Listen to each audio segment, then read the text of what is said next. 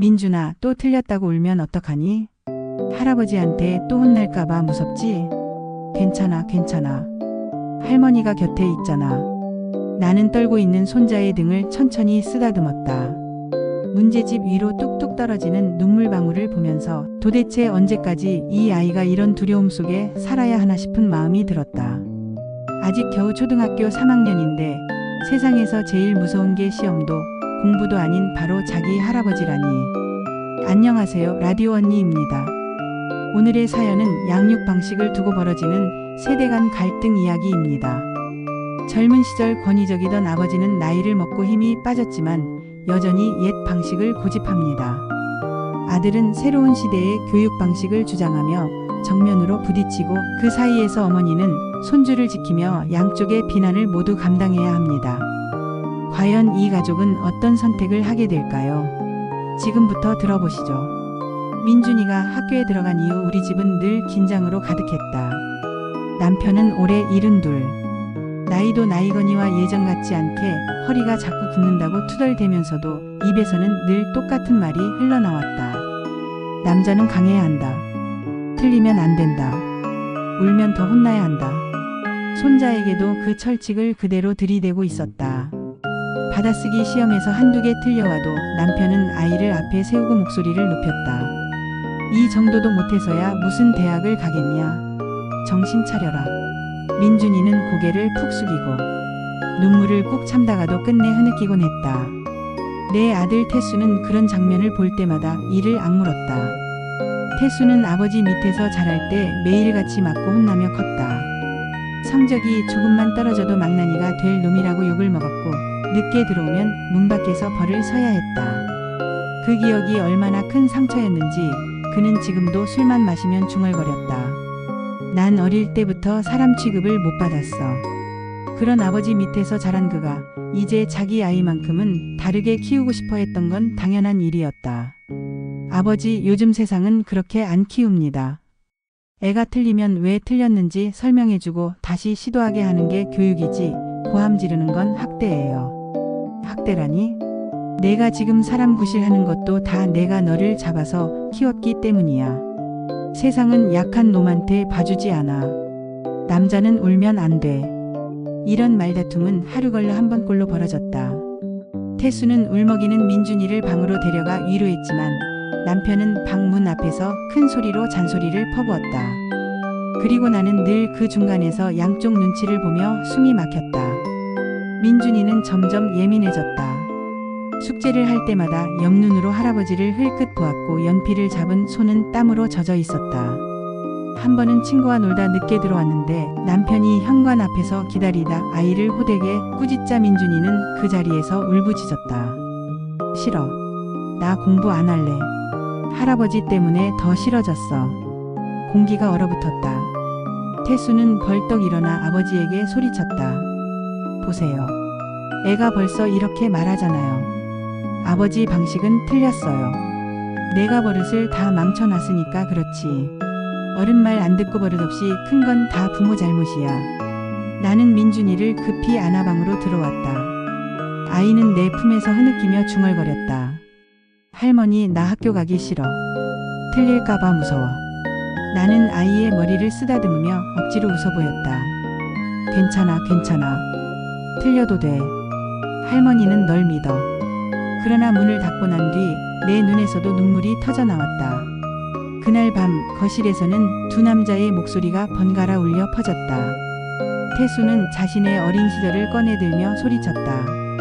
저도 어릴 때 매일 맞고 욕먹으며 살았어요. 그래서 평생 상처로 남았다고요. 지금도 그 기억 때문에 밤마다 악몽 꿔요. 그러나 남편은 고개를 끄덕이며 오히려 당당하게 말했다. 그래도 내가 사람 됐잖아. 세상은 고생해야 배우는 거야. 눈물 좀 흘린다고 무너지면 그건 사람도 아니야.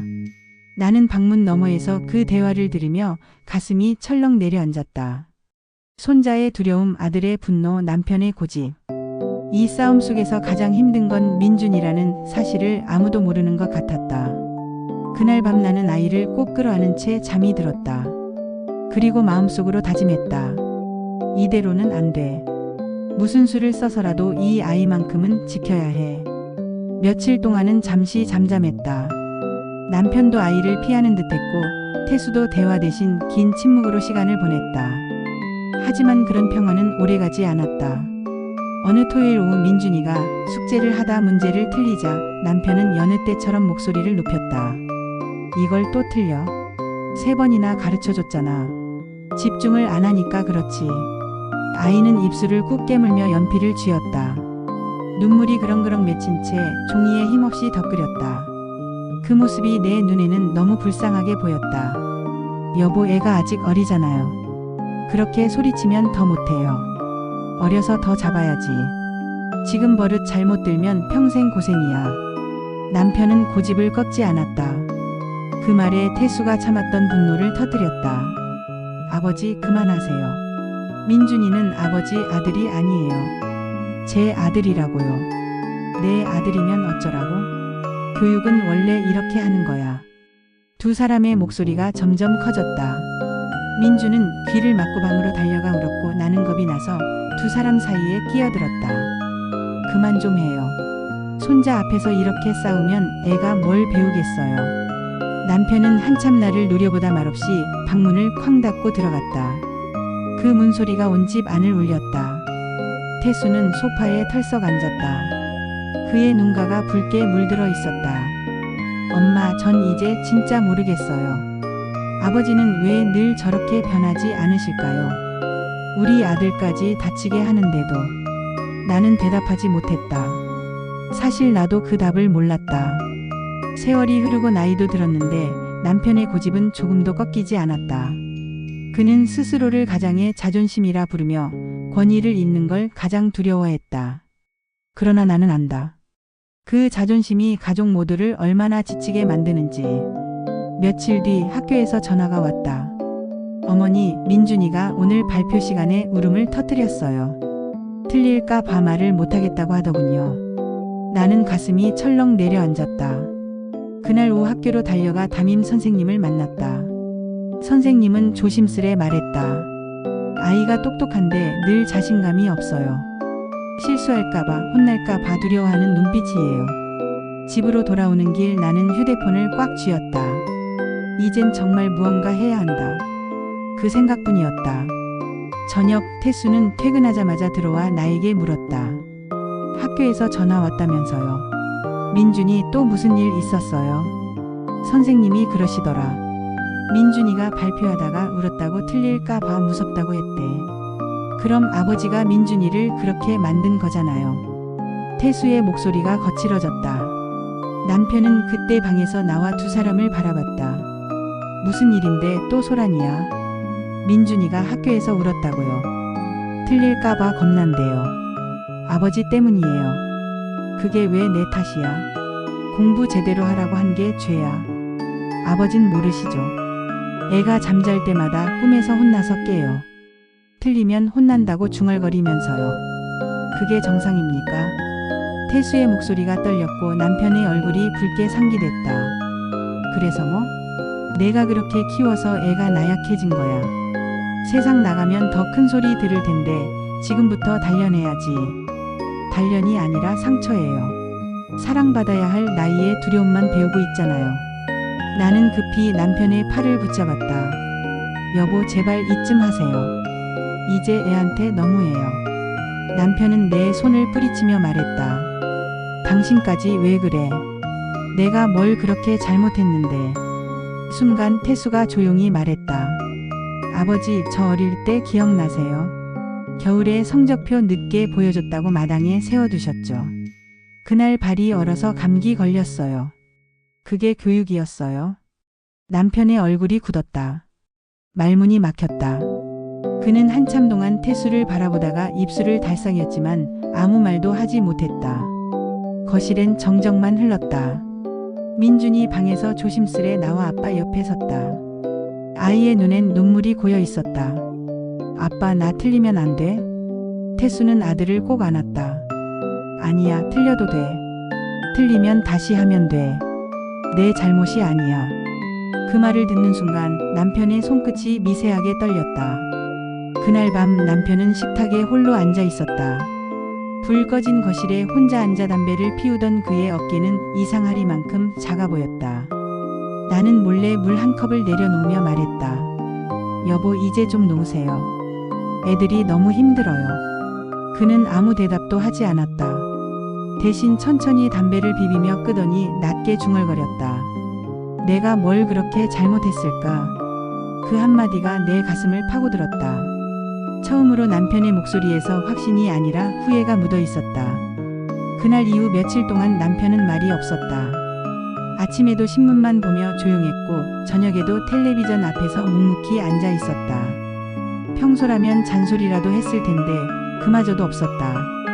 대신 가끔 민준이가 공부하는 방 앞을 지나가며 잠시 멈추는 게 전부였다. 나는 그런 남편의 모습을 보며 마음이 복잡했다. 평생 고집불통이라 불리던 사람이 아무 말 없이 방문 앞에서 서성이는 모습이라니. 속으로는 이미 변화를 느끼고 있는지도 몰랐다. 다만 자존심 때문에 쉽게 입 밖으로 내지 못할 뿐이었다. 하루는 민준이가 숙제를 하다 내게 말했다. 할머니, 요즘 할아버지가 나한테 말 안 하셔. 나 또 틀려서 혼나는 거야? 아니야, 민준아. 할아버지는 지금 생각 중이셔. 내가 얼마나 잘하고 있는지 보고 계실 거야. 나는 아이 머리를 쓰다듬으며 웃었지만 속으로는 남편이 그 말 한마디 해주길 바랐다. 괜찮다. 틀려도 된다. 그 말 한마디면 충분했는데 그게 그렇게 어려운 일이었다. 며칠 후 일요일 저녁. 태수가 거실에서 아이 숙제를 봐주고 있었다. 그래, 이번엔 맞았네. 잘했어. 민준이는 칭찬에 신이 나서 웃었다. 그때 남편이 방에서 나와 두 사람을 바라봤다. 순간 공기가 얼어붙었다. 아이의 손이 멈췄고 태수도 잠시 숨을 고르듯 남편을 쳐다봤다. 그런데 뜻밖에도 남편이 천천히 다가와 아이 옆에 앉았다. 그리고 문제집을 들여다보며 낮은 목소리로 말했다. 민준아, 이건 어려운 문제네. 틀릴 수도 있겠다. 그래도 다시 해보는 건 잘했다. 그 말에 모두가 놀랐다. 민준이의 눈이 동그래졌다. 정말요? 틀려도 괜찮아요. 그래. 틀려도 괜찮아. 대신 포기하지 않으면 돼. 알겠지? 남편은 천천히 미소를 지었다. 오랜 세월 고집과 권위로 묻어있던 얼굴에서 처음으로 따뜻한 표정이 비쳤다. 그날 이후 집안의 공기는 조금씩 달라졌다. 민준이는 할아버지를 더 이상 무서워하지 않았고 함께 장기를 두거나 산책을 나가기도 했다. 태수도 그런 아버지를 어색해하면서도 마음 한켠이 따뜻해지는 걸 느꼈다. 그는 한밤중 부엌에서 나에게 조용히 말했다. 엄마, 아버지 변하신 걸까요? 응, 늦게라도 깨달으신 거야. 자기 아들 상처를 보고서야. 나는 그 말을 하며 눈시울이 붉어졌다. 며칠 뒤 민준이는 학교에서 상을 받았다. 자기 생각을 솔직히 표현하는 아이라는 제목의 상이었다. 선생님이 전해준 그 말을 들은 남편은 잠시 멈춰 서더니 천천히 고개를 끄덕였다. 그거 참 잘했네. 짧은 한마디였지만 그 말은 가족 모두에게 울림이 있었다. 그날 밤 식탁에는 오랜만에 웃음소리가 흘렀다. 남편은 숟가락을 내려놓으며 조용히 입을 열었다. 내가 민준이한테 너무 엄했지. 그땐 그게 옳다고 믿었는데 이제 보니 내가 틀렸던 것 같아. 태수는 아무 말도 하지 못했다. 대신 술잔을 들어 조용히 말했다. 아버지, 감사합니다. 짧은 대화였지만 그 안엔 수십 년간 쌓였던 벽이 조금씩 무너지고 있었다. 식사가 끝나고 모두 방에 들어간 뒤 나는 거실 불을 끄며 창밖을 바라봤다. 작은 아파트 단지 너머로 노을이 스며드는 하늘이 눈에 들어왔다. 그 순간 오랜 세월 쌓인 답답함이 조금은 풀리는 듯했다. 가족이란 건 결국 함께 자라는 거다. 아이만 배우는 게 아니라 부모도 그리고 그 위 세대도 서로를 통해 성장한다. 누구 하나 완벽하지 않지만 서로의 틀림을 인정할 수 있다면 그게 진짜 가족 아닐까. 오늘 이야기는 세대 간의 충돌과 이해에 관한 이야기였습니다. 틀림을 두려워하지 않고 서로의 다름을 받아들이는 용기. 그게 가족을 지탱하는 진짜 힘 아닐까요? 여러분은 어떠신가요? 혹시 부모님과의 갈등, 자녀와의 생각 차이로 마음 아팠던 적 있으신가요? 여러분의 생각을 댓글로 나눠주세요. 이야기가 마음에 와 닿으셨다면 구독과 좋아요로 라디오 언니에게 힘을 보태주세요. 여러분의 작은 관심이 또 다른 가족에게 위로가 됩니다. 그럼 다음 사연에서 다시 만나요. 감사합니다.